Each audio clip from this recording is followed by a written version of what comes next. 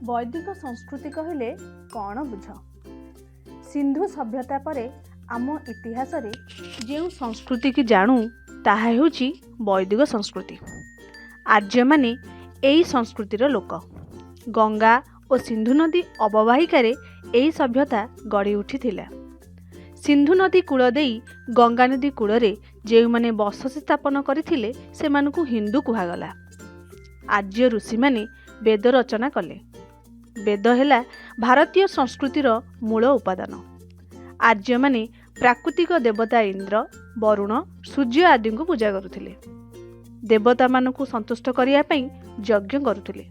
वेद चारि भागरे विभक्त यथा ऋग्वेद, यजुर्वेद, सामवेद और अथर्ववेद। ऋग्वेद सबुठारु पुराना वेद अटे। वेद को शुणी शुणी मन रखा जाउथिला, तेणु एहाकु श्रुति मध्य कुहा जाउथिला। वेद परे उपनिषद, ब्राह्मण, अरण्यक ग्रंथ रचना करागला। वेदर पद को मंत्र कुहाଯାଏ। वेद परे पुराण युग आरंभ है। रामायण और महाभारत एही युगर दुईटी महापुराण, तेणु एहाकु महाकाव्य कुहाଯାଏ। भारतीय संस्कृति रे महाभारत और रामायण सबु काल पई प्रसिद्ध अटे। रामायण और महाभारत को छाड़देले आहुरी 18टी पुराण और 18टी उपपुराण अछि।